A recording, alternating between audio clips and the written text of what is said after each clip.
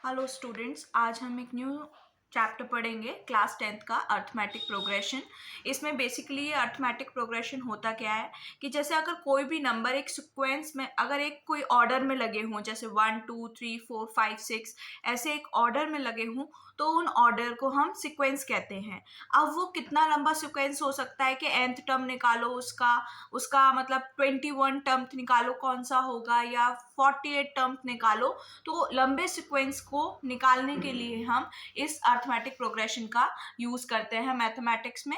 और इसका एक जनरल फॉर्मूला होता है a plus n minus one d. D common difference होता है, दो के बीच का डिफरेंस। जैसे मान लो ये सीरीज है 3 5 7 9, तो अगर मेरे को इसका कॉमन डिफरेंस निकालना है तो इसको b मान लेते हैं, इसको a, तो b minus a that is 5 minus 3 that is 2।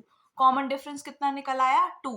तो कॉमन डिफरेंस होता है दो नंबर के बीच का डिफरेंस एक सीक्वेंस में, और a को हम फर्स्ट टर्म बोलते हैं। और टीएनथ निकालना मतलब कोई भी टर्म पूछा जाए, 21 टर्म, 25 टर्म, 49 टर्म, 107 टर्म, तो उसके लिए हम ये जनरल फॉर्मूला का अप्लाई करते हैं। ठीक है, इसमें अर्थमेटिक में एक सम ऑफ द नंबर्स भी निकालने का आता है, तो वो अभी हम पढ़ेंगे। पहले देखते हैं इसके कुछ क्वेश्चंस कि 25th टर्म निकालना है और एक एपी दे रखी है तुमको।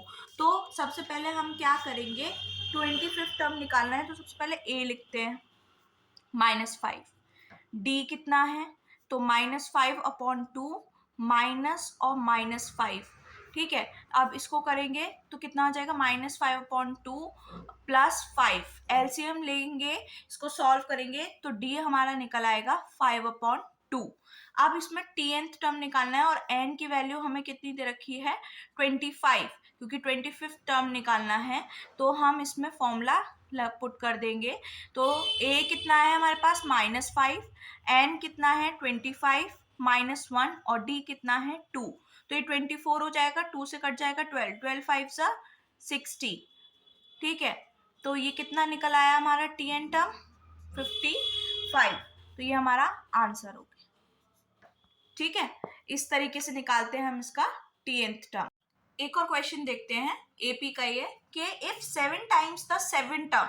हम इसमें अब टर्म्स कैसे लेते हैं, जैसे जो भी 7 टर्म बोला है उसका एक प्रीवियस टर्म लेंगे।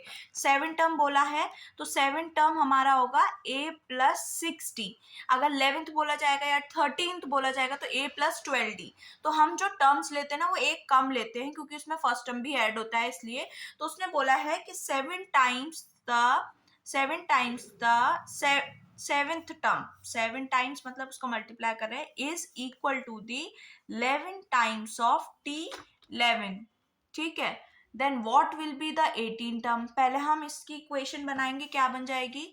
a plus 6d equals to 11 a plus 11 10d, ये बन गई। अब अंदर मल्टीप्लाई कर देंगे।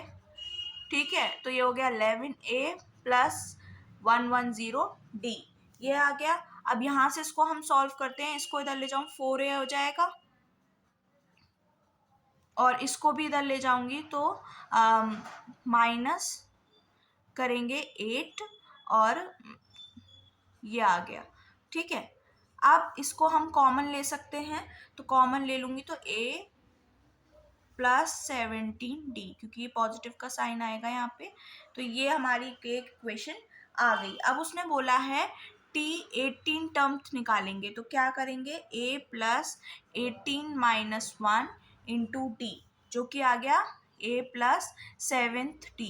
सेम आ गया। ये जो ये निकला है, क्या वो हमारा 18 टर्म के बराबर है? तो हम इसको लिख देंगे कि जो 18 टर्म थे वो हमारा कितना आ रहा है? 0।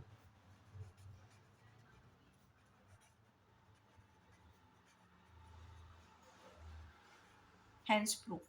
उसने बोला था 7 टाइम्स जो टर्म है एपी का वो 11 टाइम्स के इक्वल है, और फिर 18 टर्म क्या होगा वो हमने सॉल्व करके बता दिया। तो आई होप आपको ये क्वेश्चन समझ आए हों। If you like my video please comment in this section, and thank you.